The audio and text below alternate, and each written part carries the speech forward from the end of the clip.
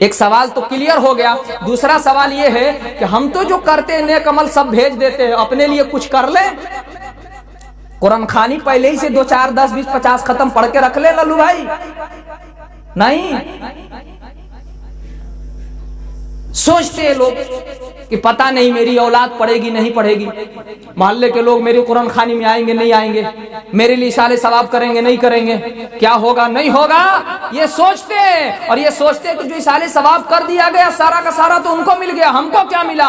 اس مغالطے میں مت رہنا, اس مغالطے میں مت رہنا, کیونکہ اصالے ثواب جس کے لیے کیا جاتا ہے اللہ اسے بھی عطا فرماتا ہے, اور جو کرتا ہے اللہ اسے بھی عطا فرماتا ہے, اللہ اسے بھی عطا فرماتا ہے. بلکہ ایک جملہ اور آگے بڑھا کے کہنا چاہتا ہوں, اللہ اس کو اتنا ہی نہیں عطا فرماتا, اللہ اس کو تمام لوگوں کو جتنا جتنا عطا فرمایا ہے ان تمام لوگوں کو اکٹھا کر کے پروردگار عالم اکیلے کرنے والے کو عطا فرماتا ہے. آپ کو اور مثال دے کے سمجھا دوں. 100 روپے ہو, ٹھیک ہے صاحب, 10 لوگوں میں تقسیم کر دیا, ایک آدمی کے حصے میں 10 ہی روپیہ آئے نا, 100 لوگوں میں تقسیم کیا 1 روپیہ آئے, ہے نا صاحب. دینے والے کے پاس کیا بچے گا, 100 روپیہ ہی تھا, بانٹ دیا, کیا بچا. یہی ہم سوچتے ہیں نا کہ میرے پاس تو کچھ بچا ہی نہیں, لیکن میں بتا رہا ہوں کہ اصالے ثواب جو کرتا ہے, اصالے ثواب ایک عمل کر کے اصالے ثواب کرتا ہے, اس عمل کا ثواب آپ نے 10 لوگوں کو بھیجا, 10 لوگوں کو اللہ نے ایک عمل کا ثواب 10 لوگوں کو پہنچا دیا. 10 لوگوں کو جو آپ نے پہنچایا, ان 10 لوگوں کو اسی عمل کو ایک جگہ کریں گے تو کتنے اعمال ہو گئے. وہی ایک عمل اگر 10 لوگوں سے لے کے ایک جگہ جمع کر دیا جائے, ایک کا سکہ 10 لوگوں سے لے کے جمع کر دیا جائے تو کتنے سکے ایک جگہ جمع ہوں گے, 10 سکے ہوں گے نا صاحب, ہوں گے کہ نہیں ہوں گے. وہ 10 سکے اور ایک وہ سکہ جو میرے حصے کا پہلے تھا, کتنے ہوئے 11. کتنے ہوئے 11. آپ کو میں بتا رہا ہوں کہ اقرار صاحب نے سب کو دیا 1 سکہ.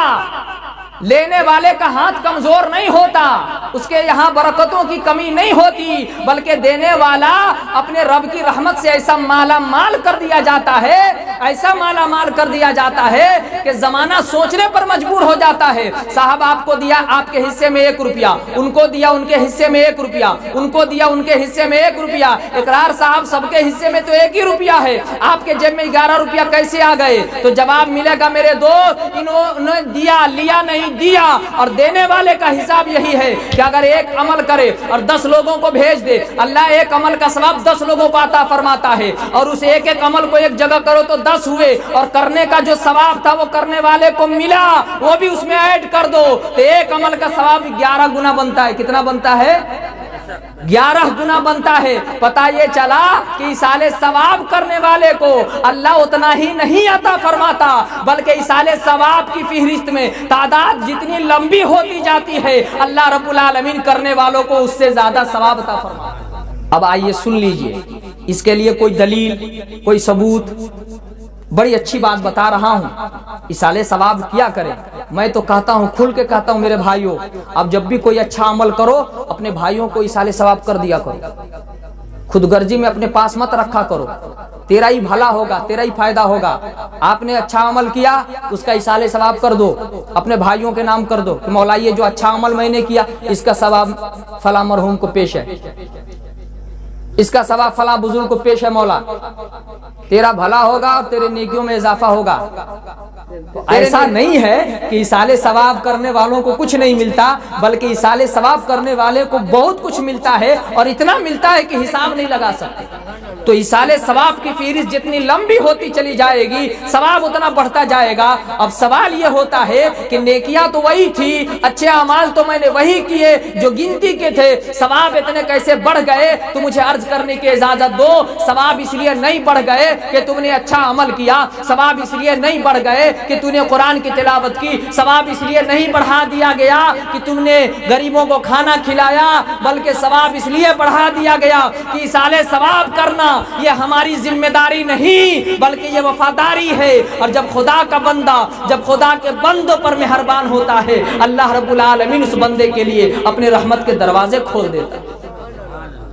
اور یہ کام صرف مردوں کے لیے نہیں کیا جائے گا, یہ کام صرف مردوں کے لیے نہیں کیا جائے مہربانی والا. مردوں پہ ایک طرح کی مہربانی ہی نہ ہے صاحب کہ اب ان کے اعمال کا جو دروازہ ہے وہ بند ہے.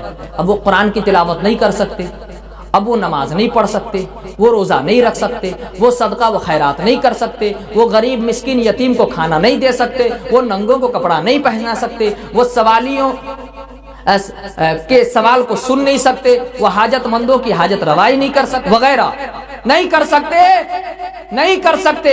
لیکن یہ نظام اسلام کا ہے کہ وہ تو چلے گئے, اگر ان کے چاہنے والوں میں سے کسی نے ان کے نام کا روزہ رکھ لیا, ان کے لیے اس کا ثواب ان کو پہنچے, ان کے نام سے غریبوں کو کھانا کھلا دیا, اس کھانے کا ثواب انہیں ملے, قرآن کی تلاوت کی, رب کے حضور دعا کی, مولا یہ جو قرآن کی تلاوت میں نے کی ہے فلاں کو پیش قبول فرما لے, تو عمل بظاہر کرتا کوئی اور ہے, ثواب کسی اور کو ملتا ہے. اور ایسی بات نہیں کہ صرف اسے ہی ملتا ہے, بلکہ اسے تو ملتا ہی ہے, کرنے والے کو ڈبل ملتا ہے, کرنے والے کو ڈبل ملتا ہے. یہ ایصال ثواب ہے. تو ایصال ثواب کثرت سے کیا جائے, ایصال ثواب کثرت سے کیا جائے. اور ایصال ثواب کے لیے کوئی ضروری نہیں ہے کہ وہی ایصال ثواب کرے جس میں بہت خرچہ ہو, صرف وہی ایصال ثواب نہیں, خرچہ والا, بغیر خرچہ والا بھی ایصال ثواب کرے. آپ میں سے بہت سارے لوگ نماز پڑھتے ہوں گے, آپ نماز کے لیے جائیے, فجر ظہر عصر مغرب عشاء ہے نا, جمعہ وغیرہ, تو فرض نماز کے پڑھ لینے کے بعد بہت سارے لوگ ہیں کہ بیٹھ کر کے وظائف میں مشغول ہو جاتے ہیں. میں کہتا ہوں کہ انہی وقتوں میں تھوڑا وقت نکالیے, جو آپ کو درود کلمہ سورہ یاد ہو اس کو پڑھیے, اور پڑھنے کے بعد تمام مومنین کی بارگاہ میں پیش کیجیے, مولا اس کا ثواب فلاں. ایصال ثواب کرنے والوں کو کتنا بڑا فائدہ ملتا ہے. آپ نے بارہا علماء اکرام سے یہ سنا ہوگا کہ کل قیامت کے دن حساب و کتاب کا جب معاملہ ہوگا تو اس میں سے ایک بندہ ایسا ہوگا جس کے پاس ایک ہی نیکی ہوگی, اس کو حکم ہوگا کہ اسے جہنم میں لے جاؤ, تو وہ جا کے جہنمیوں کے لائن میں کھڑا ہوگا.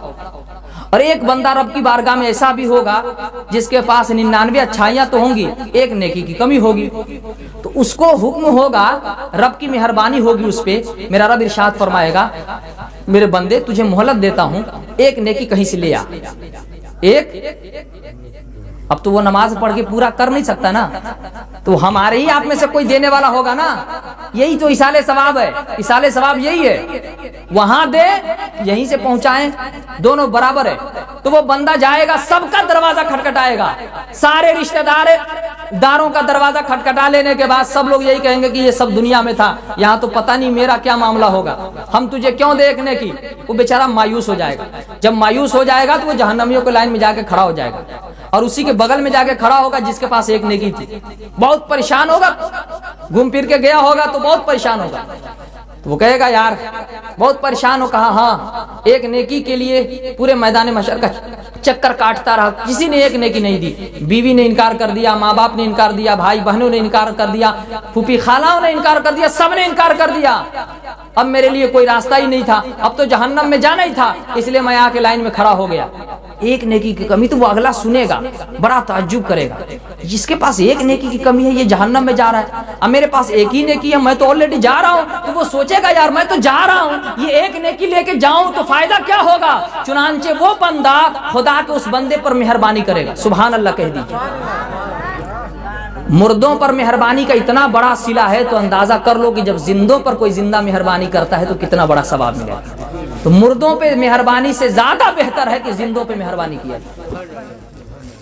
تو وہ کہے گا یار میرے پاس تو ایک ہی نیکی ہے, آلریڈی میں جا رہا ہوں, ایک کام کر میری ایک نیکی لے لے, وہ اپنا ایک گناہ مجھے دے دے. وہ بندہ ایک نیکی لے گا اور اپنا گناہ اس کو دے گا, نیکی مکمل ہوگی, رب کے حضور حاضر ہوگا. رب تبارک و تعالیٰ کی بارگاہ میں جب حاضر ہوگا عرض کرے گا پروردگار ایک نیکی کی کمی تھی لے آیا. میرے رب کا حکم نامہ ہوگا, اے بندے خدا ٹھیک ہے تو جنت میں چلا جا. بہت پریشان تھا نا, بڑی لمبی چوڑی چکر لگائی تھی نا, وہ پریشانی کے عالم میں تھا. جیسے ہی مجدہ سنا ٹھیک ہے تو جنت میں جا, وہ دوڑ لگاتا ہے, بھاگ کے جنت کی طرف جاتا ہے. میرا رب ارشاد فرمائے گا فرشتوں روکو اسے, रोका जाएगा। जब फरिश्ते उसे रोकेंगे, वो बंदा कहेगा अब क्या हुआ, नेकियां तो मुकम्मल हो गई, मेरे रब ने तो जन्नत में जाने का हुक्मनामा जारी भी फरमा दिया है, अब मुझे क्यों रोकते हो, मुझे जन्नत में जाने दो, मेरे परवरदिगार मैं जन्नत में जा रहा हूं। तो मेरा रब इरशाद फरमाएगा रुको रुको, तुझे रोकने के लिए नहीं रोका, बल्कि इस काम के लिए रोका कि तू जिसकी वजह से जन्नत में जा रहा है वो जहन्नम में जाए, तेरे रब की रहमत को गवारा नहीं। मेरी रहमत पुकार कर कह रही है कि तू भी जन्नत में जा, जिसकी वजह से तू जन्नत में जा रहा है उसे भी अपने साथ जन्नत में ले जा।